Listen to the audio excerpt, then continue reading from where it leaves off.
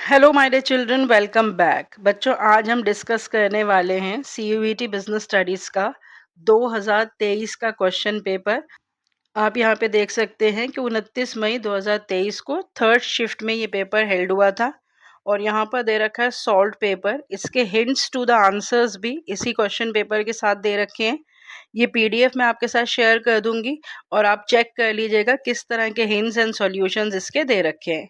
सबसे पहले हम डिस्कशन स्टार्ट करते हैं। हम देखते हैं कितने चैप्टर्स से कितने क्वेश्चंस आए हैं और उनके आंसर्स क्या हैं और आंसर करते टाइम हमें क्या क्या टिप्स एंड ट्रिक्स जो हैं वो फॉलो करनी है। एक क्वेश्चन पेपर इससे पहले हमने 2024 का डिस्कस करा था और अगर आप पैटर्न ऑब्जर्व करें तो ऑलमोस्ट 3 to 4 क्वेश्चंस जो हैं वो हर चैप्टर से उस क्वेश्चन पेपर में पूछे गए हैं। टोटल बच्चों हमारे सिलेबस में 12 चैप्टर्स ही हैं।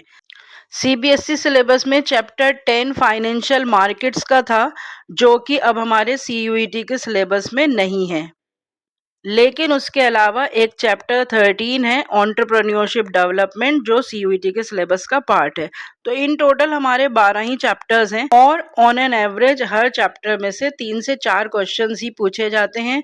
12 चौक 48, इस तरह से 50 क्वेश्चंस जो हैं वो आपके आते हैं। यही पैटर्न जो है वो प्रीवियस ईयर क्वेश्चन पेपर्स में देखा गया है, तो एक्सपेक्टेडली आपका 2025 में भी इसी तरह से यही पैटर्न फॉलो किया जाएगा। लास्ट के 10 क्वेश्चंस एमसीक्यूज होते हैं, लेकिन केस बेस्ड होते हैं। क्वेश्चन नंबर 41 से 45 तक एक केस स्टडी होती है और 46 से 50 तक एक दूसरी केस स्टडी होती है। तो चलिए अब ये पेपर डिस्कस करते हैं, इसके आंसर्स डिस्कस करते हैं। सबसे पहला क्वेश्चन देखिए, स्टॉक मार्केट का क्वेश्चन है, तो ये अब हमारे सिलेबस में नहीं है। सेकेंड क्वेश्चन देखिए, प्लानिंग का क्वेश्चन है। Planning is an intellectual process that requires logic rather than wishful thinking. तो फीचर ऑफ प्लानिंग पे क्वेश्चन पूछा गया है। बहुत ही सिंपल फीचर है कि प्लानिंग जो है एक मेंटल एक्सरसाइज होती है। प्लानिंग जो है वो लॉजिक पे बेस्ड होती है, विशफुल थिंकिंग पर बेस्ड नहीं होती है। प्लानिंग के और भी बहुत सारे फीचर्स हैं, सारे ही फीचर्स बहुत सिंपल हैं, वो आप एक बार रिवाइज कर लेंगे। So here the correct option is C. Question number third देखिए, एक्सटर्नल सोर्सेज ऑफ रिक्रूटमेंट पे क्वेश्चन है। इसका मतलब चैप्टर स्टाफिंग से ये क्वेश्चन पूछा गया है। एक्सटर्नल सोर्सेज में कौन कौन से सोर्सेज नहीं आते हैं वो पूछा गया है। तो कैजुअल कॉलर्स एक्सटर्नल सोर्सेज होते हैं, एम्प्लॉयमेंट एक्सचेंजेस एक्सटर्नल सोर्सेज होते हैं, ट्रांसफर इंटरनल सोर्सेज होते हैं, एडवर्टाइजिंग एक्सटर्नल होते हैं और प्रमोशंस भी इंटरनल सोर्सेज होते हैं। तो अब यहाँ पर हम ऑप्शंस देख लेते हैं कि हमें क्या ऑप्शंस दे रखी हैं। यहाँ पर ऑप्शंस देखिए, A and B only, B and C only, C and E only, D and E only. तो यहाँ पर सी एन ई जो हैं वो इंटरनल सोर्सेज हैं, तो हमारा करेक्ट ऑप्शन होगा C and E only, which are not the external sources of recruitment. So again our correct answer is answer C. Fourth question देखिए, अगेन ये प्रोसेस पे क्वेश्चन है। Which provides learning opportunities that help the employees growth. तो ये भी staffing chapter का ही question है, जिसमें हमने ट्रेनिंग एंड डेवलपमेंट के बारे में पढ़ रखा है और यहाँ पर लर्निंग अपॉर्चुनिटीज की जो बात हो रही है वो होता है डेवलपमेंट।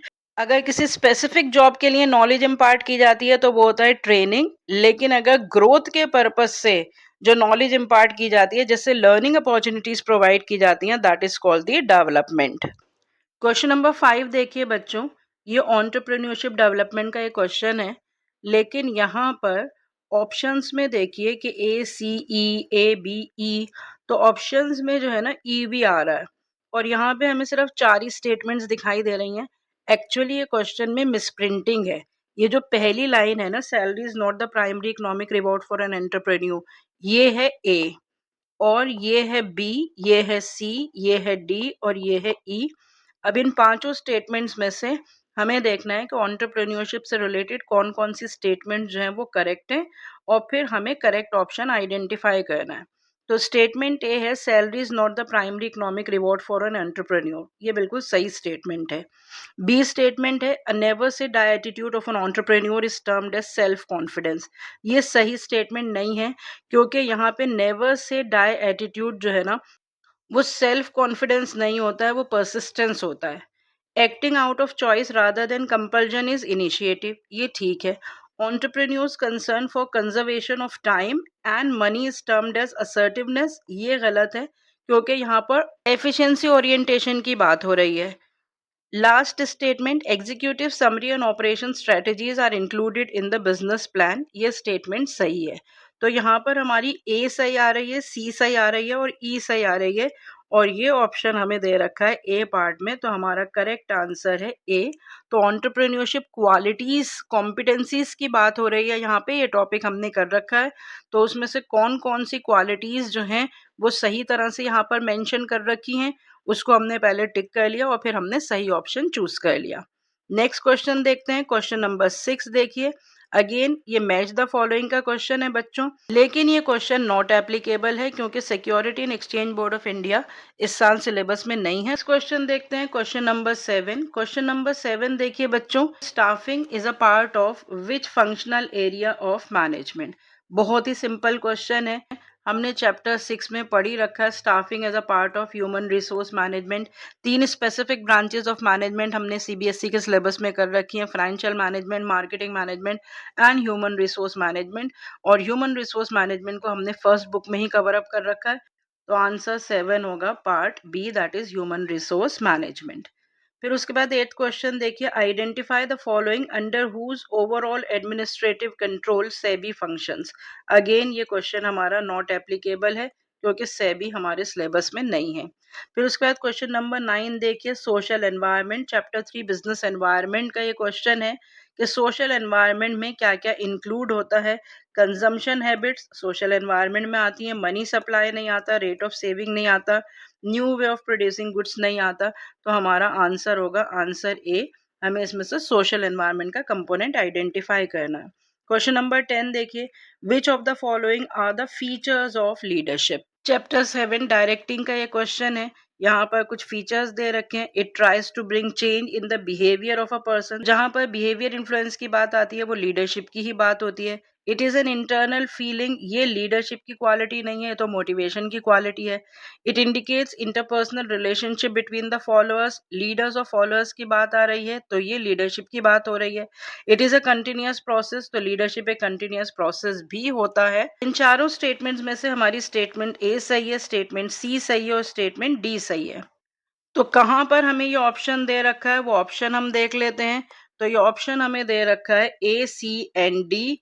तो ए ऑप्शन में हमें ये दे रखा है, so our correct answer is option ए।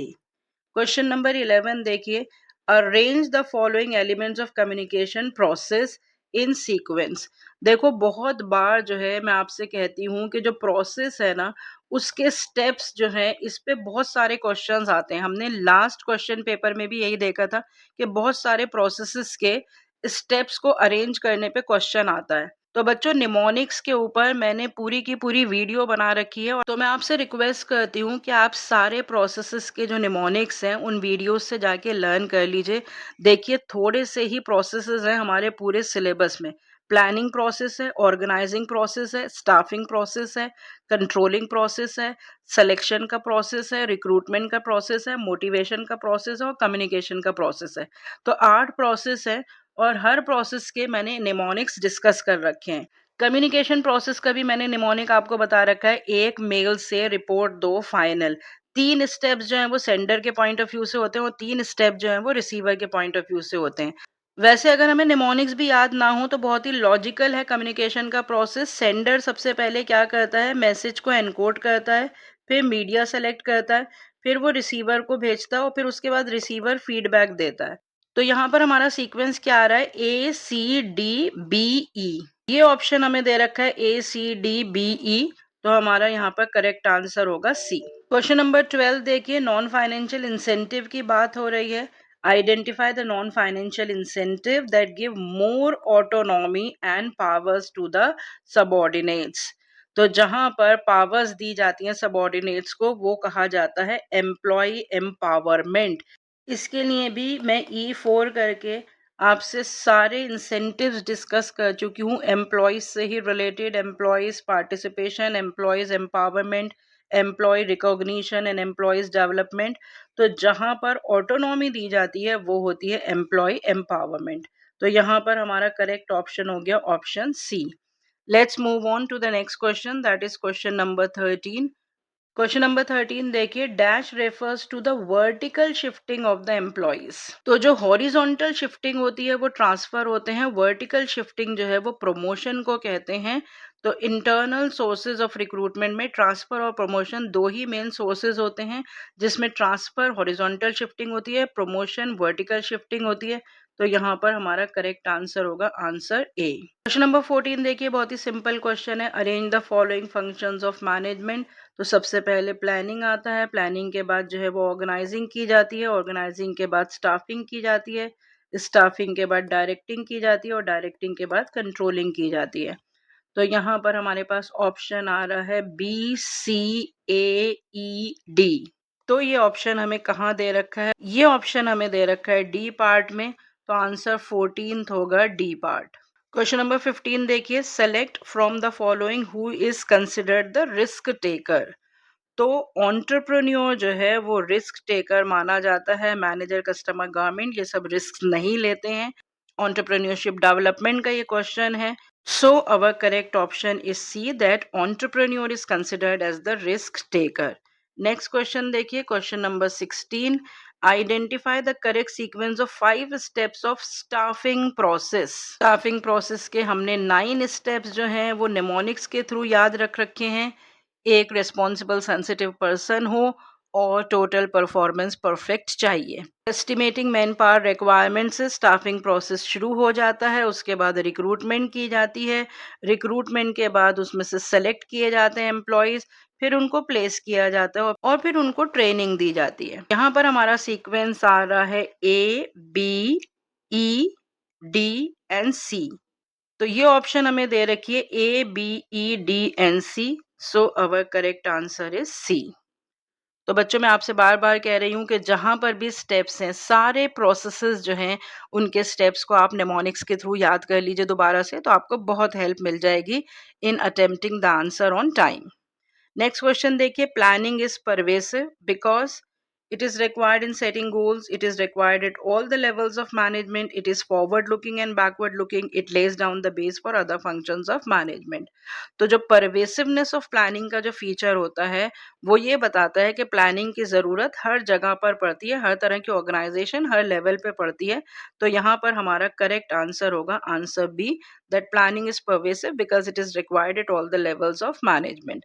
तो चैप्टर 4 का ये क्वेश्चन है, प्लानिंग का ये क्वेश्चन है और बहुत ही सिंपल क्वेश्चन है from the features of planning. Next question देखिए, क्वेश्चन नंबर 18, साइंटिफिक मैनेजमेंट की टेक्निक के बारे में पूछा गया है और एक ऐसी टेक्निक हमें बतानी है जो वायलेट करती है यूनिटी ऑफ कमांड को।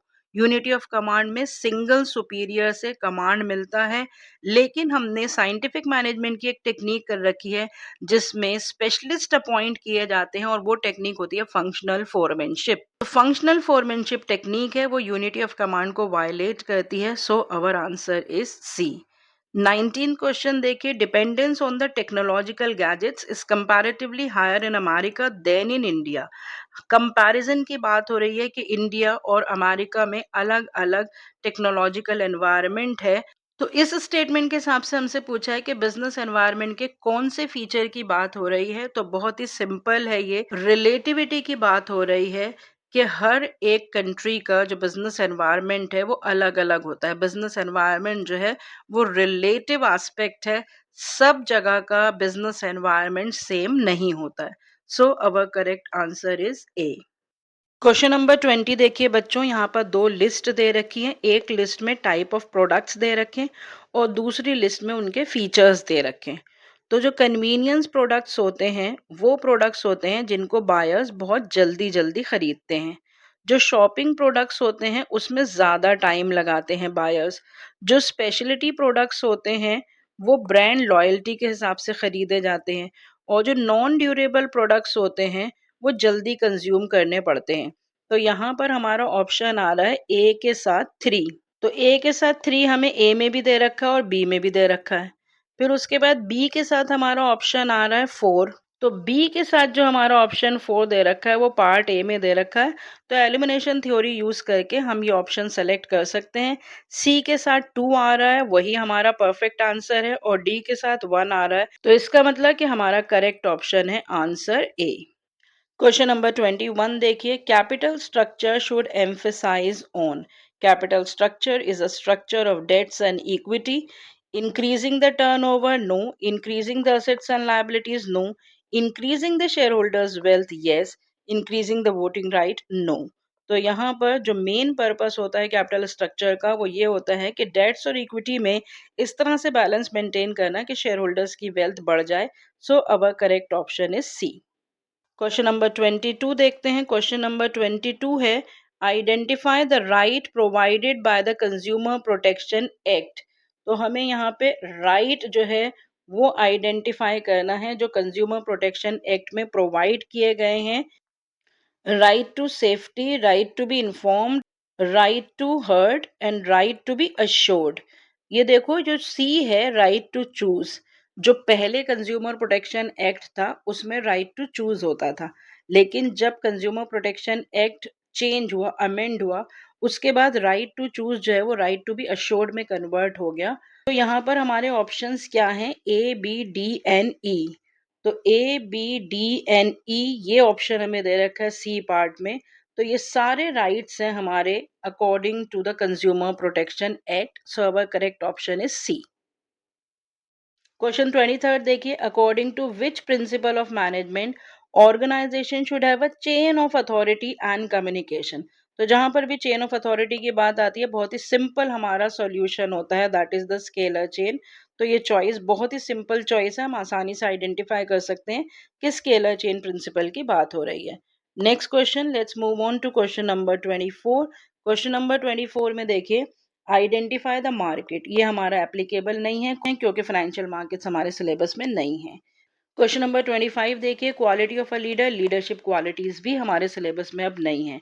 क्वेश्चन नंबर 26 देखिए, the steps of trading and settlement procedure, ये भी नॉट एप्लीकेबल है क्योंकि ट्रेडिंग एंड सेटलमेंट प्रोसीजर भी इस साल सिलेबस में नहीं है।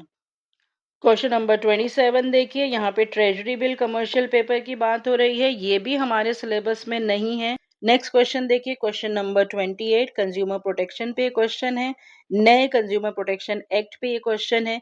State commission has a jurisdiction to entertain complaints where the value of goods and services.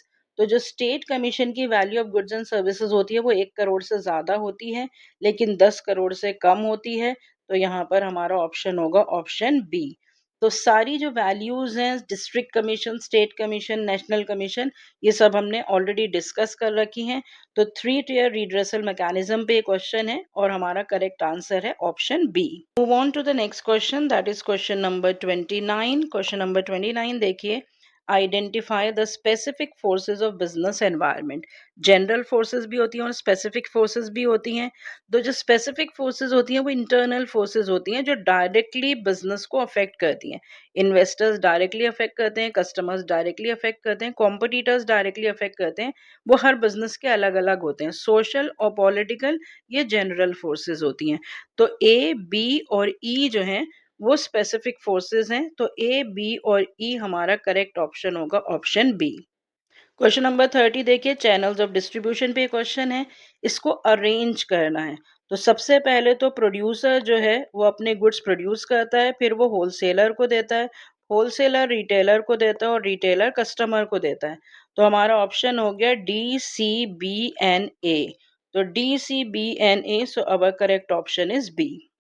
Question number 31 देखिए, अगेन ये मैच द फॉलोइंग का क्वेश्चन है। यहाँ पर कमीशंस दे रखे हैं, district, state, national commission and supreme court. यहाँ पे फिर से वैल्यूज दे रखी हैं। तो डिस्ट्रिक्ट कमीशन की जो वैल्यू होती है वो 1 करोड़ तक की होती है। फिर उसके बाद स्टेट कमीशन की जो वैल्यू होती है वो 1 करोड़ से 10 करोड़ की होती है। नेशनल कमीशन की जो वैल्यू होती है वो 10 करोड़ से ज्यादा की होती है। और जो नेशनल कमीशन में भी मैटर सॉल्व नहीं होते वो चले जाते हैं सुप्रीम कोर्ट में। तो करेक्ट ऑप्शन है ए के साथ 3, बी के साथ 1, सी के साथ है 4 और डी के साथ है 2। तो ये ऑप्शन हमें दे रखी है 3, 1, 4 एंड 2 ऑप्शन सी में। So our correct answer is C. Let's move on to question number 32। Question number 32 देखिए, the principles of management are not rigid prescriptions, these can be modified by the manager when the situation so demand. तो principles of management को modify किया जा सकता है क्योंकि वो rigid नहीं होते हैं, वो फ्लेक्सिबल होते हैं। तो यहाँ पे कौन से फीचर की बात हो रही है? फ्लेक्सिबिलिटी पे। इस पे मैंने एक बहुत ही इंपॉर्टेंट वीडियो बना रखी है बच्चों। बच्चे ज़्यादातर कन्फ्यूज़ होते हैं कॉन्टिजेंसी और फ्लेक्सिबिलिटी में। तो कॉन्टिजेंसी फीचर में बताया जाता है कि डिपेंडिंग अपॉन द सिचुएशन किसी प्रिंसिपल का इस्तेमाल किया जाता है या नहीं किया जाता। फ्लेक्सिबिलिटी में बताया जाता है कि सिचुएशन के हिसाब से प्रिंसिपल्स को मॉडिफाई किया जा सकता है। तो यहाँ पर हमारा करेक्ट ऑप्शन होगा बी। तो किसी भी तरह का आपको कन्फ्यूजन्स हो ना बच्चों, तो आप प्लेलिस्ट देख सकते हैं जाके, connect to commerce on and doubts gone.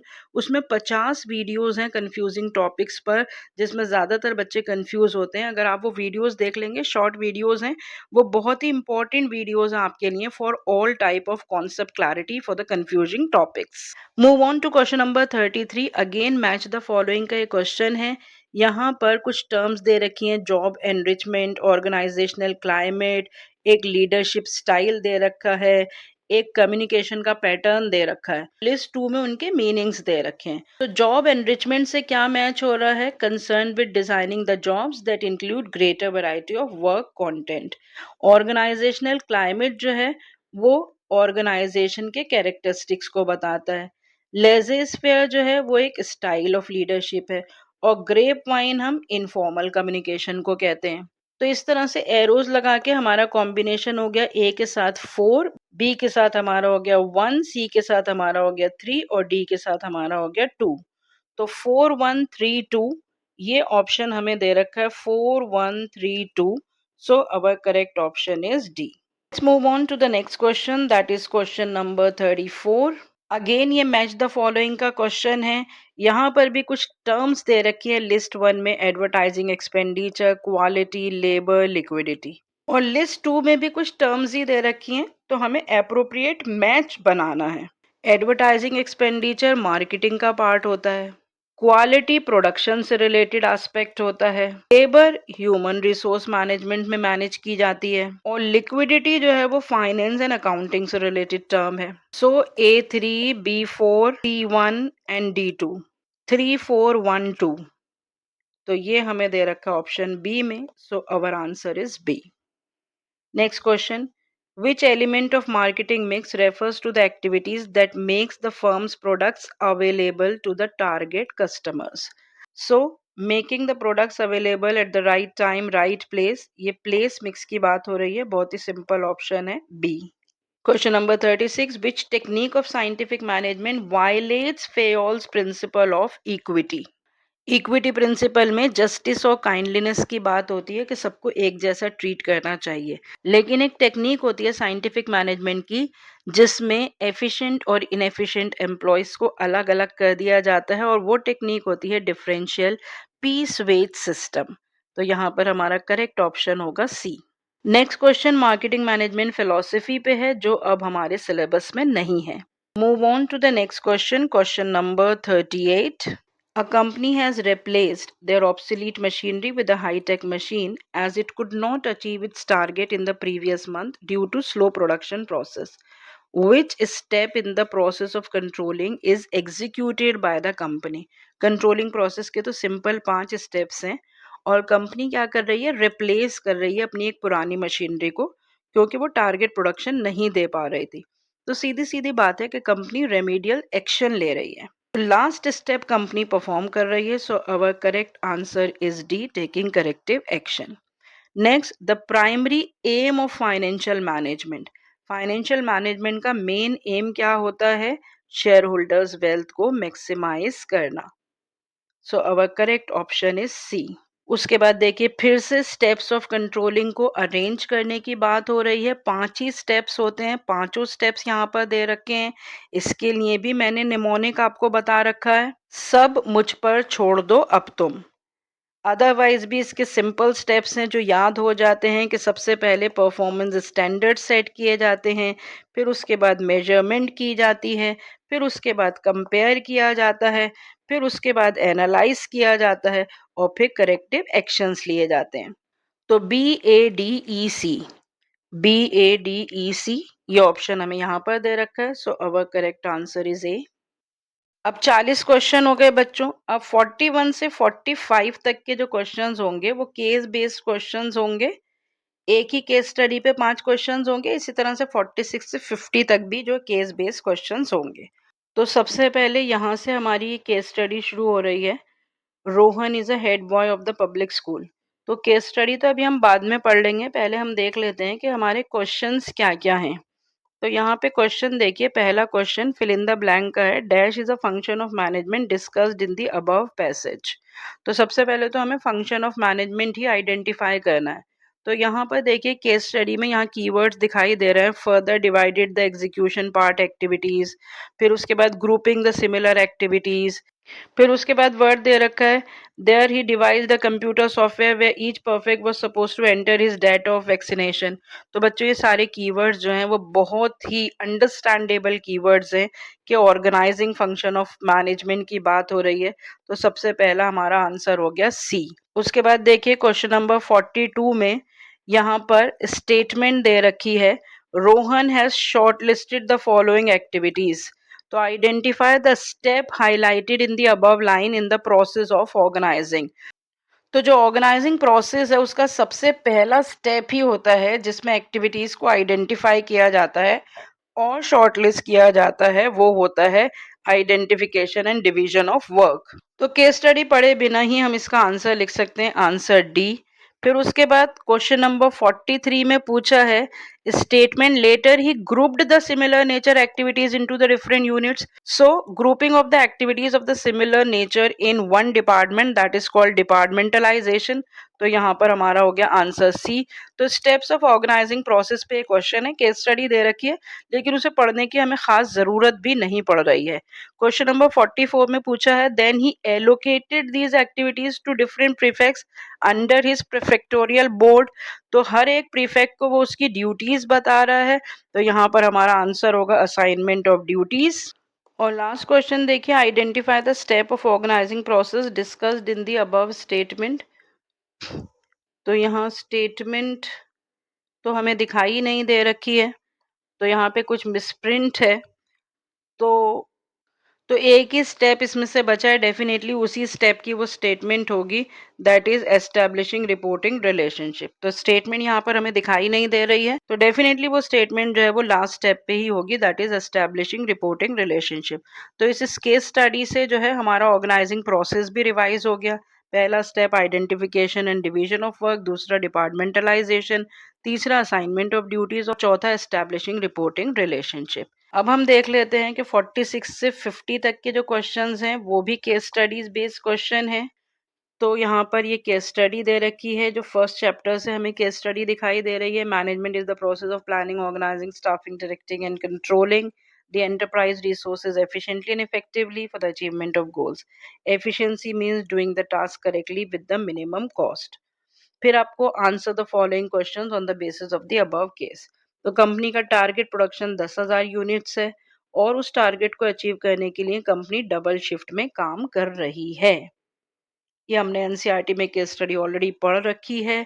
तो इस केस में पहला क्वेश्चन है कि क्या वो इफेक्टिव और एफिशिएंट दोनों है, सिर्फ एफिशिएंट है, सिर्फ इफेक्टिव है या कुछ भी नहीं है। तो यहाँ पे कंपनी टारगेट प्रोडक्शन तो अचीव कर पा रही है लेकिन डबल शिफ्ट में ऑपरेट कर रही है, तो कॉस्ट को मेंटेन नहीं कर पा रही है।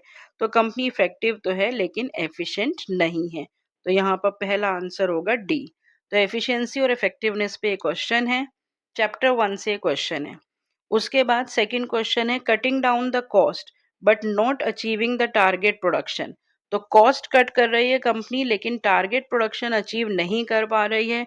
तो ये एग्जाम्पल है इफेक्टिवनेस का बट नॉट एफिशिएंसी। तो इफेक्टिव बट नॉट एफिशिएंट, तो यहाँ पे हमारा आंसर होगा ए। फिर फिल इन द ब्लैंक है that employees setting goals in advance and developing a way of achieving them. तो it means we are talking about planning. So our answer is C. Dash is the management function of monitoring the organizational performance. Monitor की जहाँ भी बात आ जाती है वो controlling function होता है, तो हमारा ऑप्शन है D। और लास्ट क्वेश्चन है that determines what activities and resources are required. तो activities and resources की requirement की जहाँ बात होती है वो होता है organizing। तो functions of management पे या effectiveness and efficiency पे केस स्टडी है, सिंपल केस स्टडी है। तो बच्चों हमने पूरे 50 क्वेश्चंस जो हैं वो डिस्कस कर लिए हैं। अब आप देख सकते हैं कि यहाँ पर हिंट्स एंड एक्सप्लेनेशंस हैं। ये पूरा पीडीएफ मैं आपके साथ अभी शेयर कर दूँगी। जो सब हमने डिस्कस करा है उसकी एक्सप्लेनेशन यहाँ पर दे रखी है, जो आंसर्स हमने अभी डिस्कस करे हैं। तो ये पीडीएफ जब मैं आपके साथ शेयर कर दूँगी तो आपको पता लग जाएगा जो चीज़ें हमने सब डिस्कस की हैं, उसको एक बार आप दोबारा रिवाइज़ कर लेंगे। बहुत सारे क्वेश्चंस के यहाँ पर आंसर दिए होंगे, लेकिन कुछ क्वेश्चन जो हमारे सिलेबस का पार्ट नहीं है, उसको मैंने नॉट एप्लीकेबल या क्रॉस कर दिया है। आप हर एक क्वेश्चन के आगे चैप्टर का नाम या चैप्टर का नंबर आप लिख देंगे, तो उससे आपको ये एक आइडिया मिल जाएगा कि अप्रॉक्सिमेटली जो है 4 से 5 क्वेश्चन जो हैं वो हर चैप्टर से पूछे गए हैं। इसी तरह से हमारे जो 12 चैप्टर्स हैं उनके हमारे बन जाएँगे 50 क्वेश्चंस, जो कि हमें 1 घंटे में आंसर करने हैं और जिसके लिए हमारे पास एक क्वेश्चन के लिए सिर्फ 1 ही मिनट होगा। तो हमें टाइम मैनेजमेंट के साथ जल्दी से इन सारे आंसर्स को करना है और आप देख सकते हैं कि बहुत ज़्यादा टेक्निकल क्वेश्चंस नहीं हैं, ईज़ी और लिटिल कॉम्प्लिकेटेड क्वेश्चंस का ये मिक्सचर है। तो इसी तरह के बहुत सारे सैंपल पेपर्स अगर हम प्रैक्टिस कर लेंगे, तो आई होप कि आपकी सीयूईटी की परफेक्ट तैयारी हो जाएगी। 2024 का एक क्वेश्चन पेपर मैंने डिस्कस कर लिया, 2023 का कर लिया, अब उसके बाद 2022 का भी हम करेंगे, कुछ और सैंपल पेपर्स करेंगे, 7-8 question papers and sample papers हम डिस्कस कर लेंगे, तो you will have a perfect revision for CUET 2025. So see you next time with the discussion of another previous year question paper. Till then, goodbye, stay healthy and connected.